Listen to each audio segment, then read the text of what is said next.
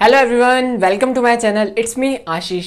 आज की वीडियो में हम बात करेंगे अपना फिजिक्स का chapter number 2 forces and laws of motion के ऑब्जेक्टिव क्वेश्चंस की, जो आपके फर्स्ट टर्म में आएंगे। सो इसको स्टार्ट करते हैं। अभी तक हम इसकी थ्योरेटिकल जो था हमने पूरा अच्छे से समझ लिया था। जो आपका न्यू पैटर्न आया उसके हिसाब से मैंने आपको बीच बीच में बातें बता दी थी और काफ़ी सारी चीज़ें हमने पढ़ चुके हैं अभी तक। और आज हम इसकी क्या करेंगे, MCQs करेंगे। सो इसको स्टार्ट करते हैं। उससे पहले अगर आप चैनल पर नया है तो उसको लाइक कीजिए, शेयर कीजिए एंड सब्सक्राइब कीजिए। First question. According to the third law of motion, action and reaction always acts on the same body? No. Always acts on different body in opposite direction. Yes. तो option B क्या होगा, वो correct होगा। जब मैंने आपको Newton third law of motion पढ़ाया तब मैंने आपको एग्जांपल भी दिया था। बॉय वॉल पर फोर्स लगा रहा है, वॉल उसके ऊपर फोर्स लगा रही है, तो क्या होगा, डिफरेंट बॉडीज दोनों डिफरेंट हो गई। और क्या होगा, अपोजिट डायरेक्शन। वो उस पर फोर्स लगाया तो बॉल क्या कर रही है, उसको पीछे बैकवर्ड कर रही है। तो option B is correct. B is correct option. ठीक है, अब आता है next question. A goalkeeper in a game of football pulls his hand backward after holding the ball shot at the goal. This enables the goalkeeper to. ठीक है, goalkeeper जो होता है वो फुटबॉल को पुल करता है। हमने इससे एक बॉल का भी जो क्रिकेट वाला जो हमने समझा था उसमें सेम क्वेश्चन है इसको। तो उसमें हमने क्या समझा था कि जो मोमेंटम होता है उसकी जो टाइम होता है उसको हम डिक्रीज करते हैं। मींस जब हम टाइम को इंक्रीज करेंगे तो उसका जो मोमेंटम होता है उसको जीरो होने में थोड़ा ज़्यादा टाइम लग जाए। इसकी वजह से क्या होता है, मोमेंटम जो होता है वो धीमे धीमे करके डिक्रीज होता है। तो क्या होगा, exert larger force on the ball, reduce the force exerted by the ball, increasing the rate of change of momentum, decreasing the rate of change of momentum. So option D is correct option. The inertia of an object tends to cause the object. Inertia. अब inertia के बारे में पढ़ लेते हैं। To increasing its speed, to decreasing its speed, to resist any change in the state of motion. So option C is correct. Inertia में हमने क्या पढ़ा था, जो बॉडी मोशन में है वो मोशन में रहेगी और जो बॉडी रेस्ट में है वो रेस्ट में रहेगी। नेक्स्ट आता है हमारा, a passenger in a moving train tosses a coin which falls behind him.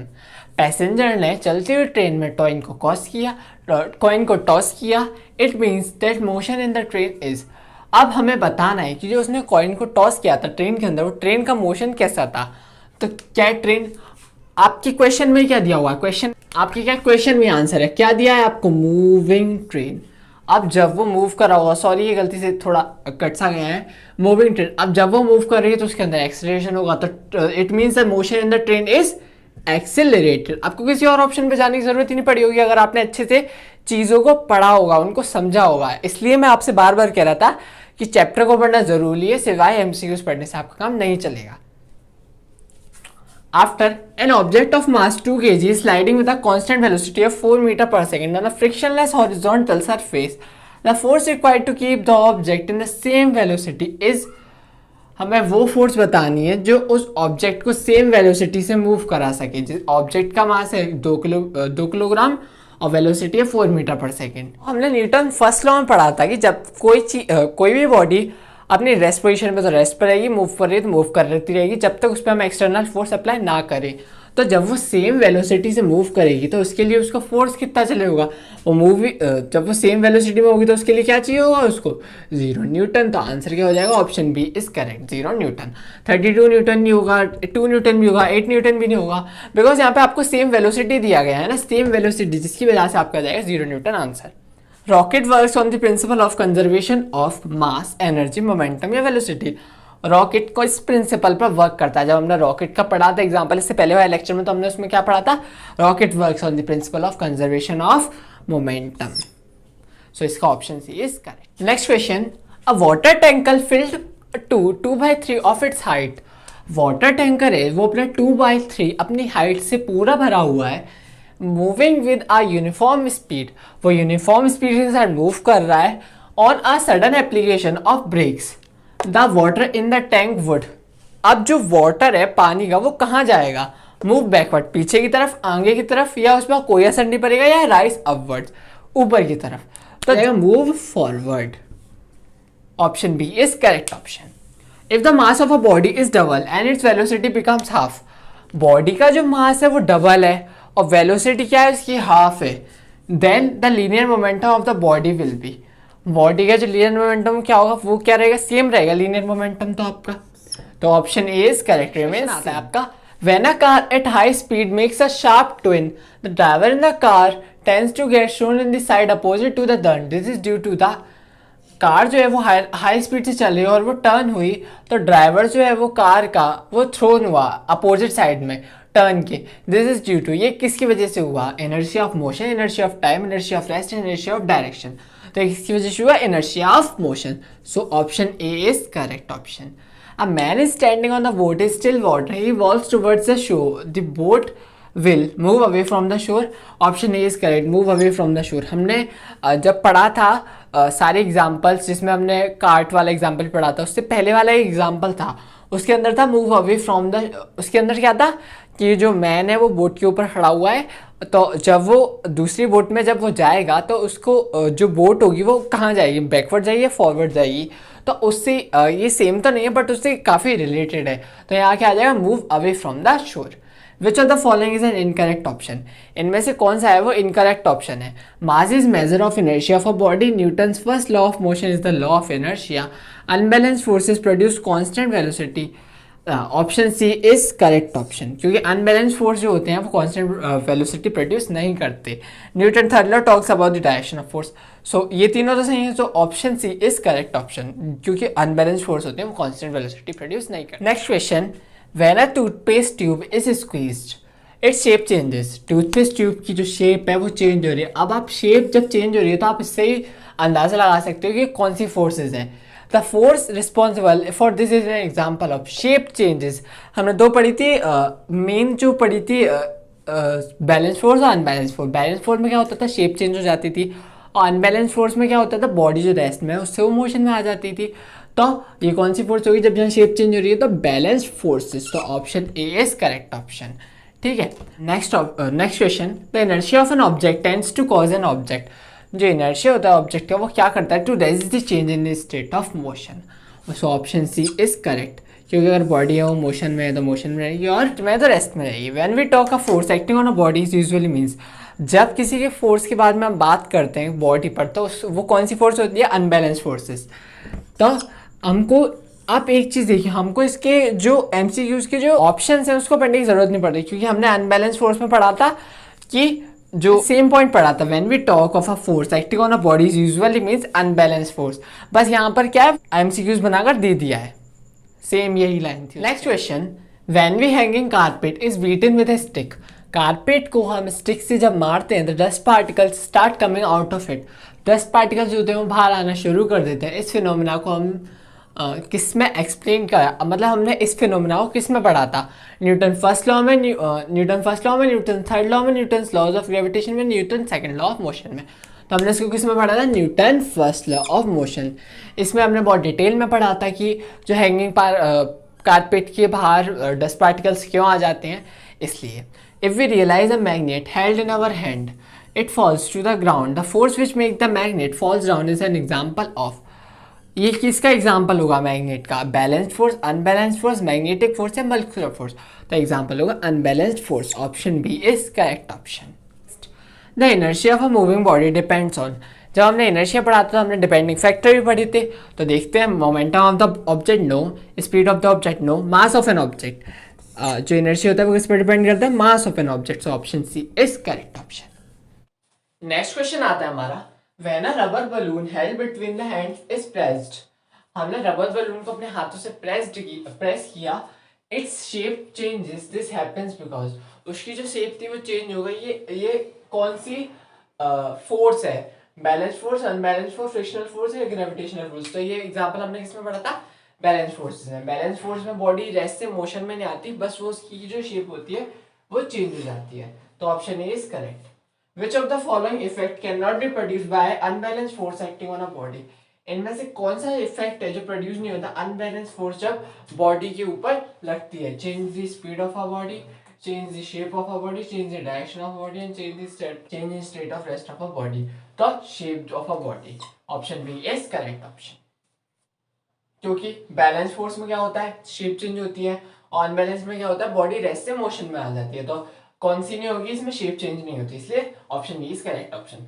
What is the correct formula of the momentum? अब बताना है इन चारों में से मोमेंटम का कौन सा फॉर्मूला है वो सही है.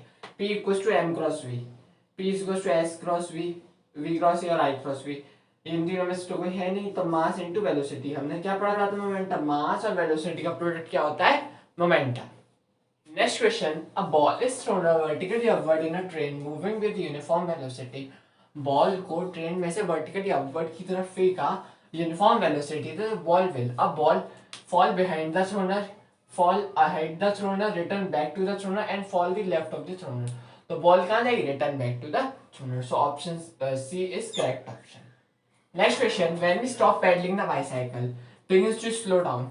जब हम बाइसाइकिल को चलाते चलाते जब हम पेडल्स मारना स्टॉप कर देते हैं, बाइसाइकिल क्या होती है? वो स्टॉप स्लो होना शुरू हो जाती है, बाद में जाकर वो बंद हो जाती है। दिस इज बिकॉज ऑफ, ये किसकी वजह से होता है? Frictional force acting along the direction of force of a bicycle. Next question. Inertia is the property of a body by virtue of it can not be changed by itself. Its state of rest, its steady state of uniform motion, its direction of motion, and all of these. So option A is correct, option B is correct, option C is correct. State भी its state of rest ये भी change होती है. The steady state of uniform motion, direction of motion, तीनों statement सही है, तो आपका आंसर क्या आ जाएगा? Option D is correct, all of these. An athlete does not come to rest immediately after crossing the winning line. Athlete जो होता है वो रेस्ट में नहीं आता विनिंग लाइन को क्रॉस करने के बाद, ड्यू टू, वो किस वजह से रेस्ट में नहीं आता है? वो थोड़ी देर तक, जब एथलीट जो होता है वो रन करता है, एथलीट है, अगर मान लो एथलीट जो है वो रन कर रहा है या कोई और चीज कर रहा है, तो वो थोड़ी देर तक जब हम विनिंग लाइन क्रॉस भी कर लेते हैं, उसके बाद में भी हम थोड़ा बहुत उस मोशन में रहते हैं। जैसे आप कहीं भागते हो, भागने के बाद में अगर आप जीत गए किसी से, तो आप थोड़ा बहुत उससे और थोड़ा ज्यादा भागते ही है ना, क्योंकि आपकी बॉडी एकदम रेस्ट में नहीं आ पाती है, तो बॉडी क्या रहती है? इनर्शिया ऑफ मोशन में।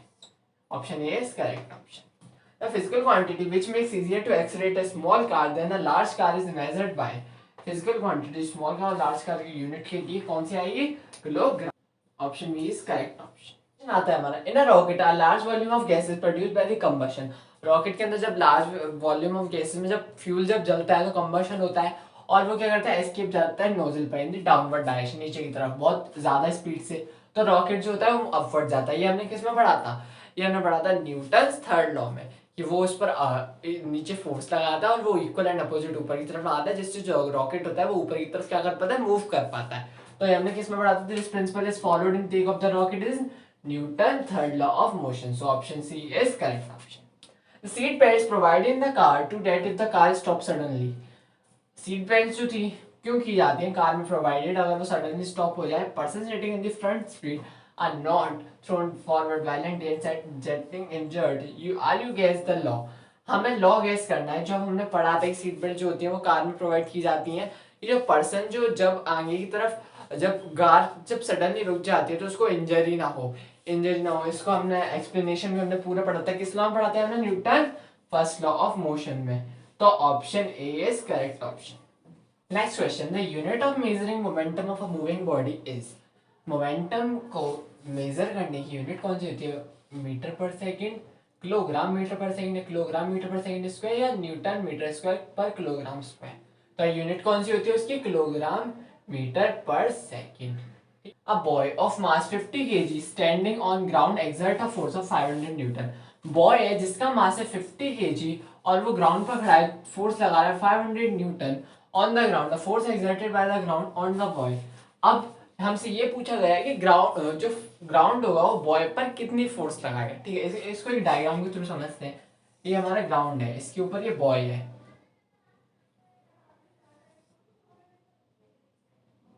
ये बॉय खड़ा हुआ है ग्राउंड के ऊपर. ठीक है, जब ग्राउंड थोड़ा नीचे हो गया, ग्राउंड के ऊपर ये बॉय खड़ा हुआ है. ठीक है, जब बॉय खड़ा होगा तो उसका बॉय का वेट कितना है? 50 किलोग्राम. बॉय का वेट है 50 किलोग्राम. नीचे की तरफ वो कितनी फोर्स लगा रहा है? 500 न्यूटन. ठीक है, बॉय नीचे की तरफ फोर्स लगाया है उसने, तो ये क्या होगा? एक्शन. अब हमने न्यूटन थर्ड लॉ क्या पढ़ा था? आप याद कीजिए. To every action there is equal and opposite reaction. आपको इसको सॉल्व करने की जरूरत ही नहीं पड़ेगी. 500 न्यूटन है, उसने फोर्स लगाया ग्राउंड पर, तो ग्राउंड उस पर क्या लगाया? इक्वल एंड अपोजिट फोर्स लगाया. कितनी? रिएक्शन में फोर्स लगाएगा वो उस पर. To every action there is equal and opposite reaction. 500 newton इसने फोर्स लगाया, तो ग्राउंड उस पर कितने फोर्स लगाएगा? 500 न्यूटन. तो 500 न्यूटन कौन सा आ जाएगा, option D. So option D is correct option, 500 Newton is correct option. ठीक है, आई होप आपको अच्छे से समझ आया होगा कि बॉय ने नीचे 500 न्यूटन फोर्स लगाया, वो हो गया एक्शन, और 500 ग्राउंड ने उस पर लगाया। To every action there is equal and opposite reaction. The acceleration produced by a force of 5 newton acting on a mass of 20 kg in metre per second square is. Acceleration क्या produce होगी जब force है 5 Newton और मास है उसका 20 kg। ठीक है, हमें इसकी एक्सीलरेशन निकालनी है। तो हमने फोर्स का फॉर्मूला क्या पढ़ा था, मास इनटू एक्सेलरेशन। एक्सेलरेशन क्या हो जाएगा, एफ ओवर एम। एफ क्या हो जाएगा, फोर्स कितनी है 5, एम कितना है 20, ये हो जाएगा 1/4। अब जो हुआ तो 100 आ जाएगा ऊपर, 0 पॉइंट में आएगा, 100 ऊपर आएगा, 4 2 8, 4 5 20, 0.25 आपका आंसर आ जाएगा। तो आंसर क्या आएगा आपका 0.25। So option C is correct option. A Honda City car, a Maruti Alto car, a Tata Nano car and a Mahindra Scorpio car, आपको चार दी हुई हैं cars, all are running at same speed, सारी जो है सेम स्पीड से run कर रही हैं 50 मीटर पर सेकंड से under identical condition. If these cars are hit from behind, वो टकरा जाती हैं विद द सेम फोर्स से, तो all they are continue to move forward.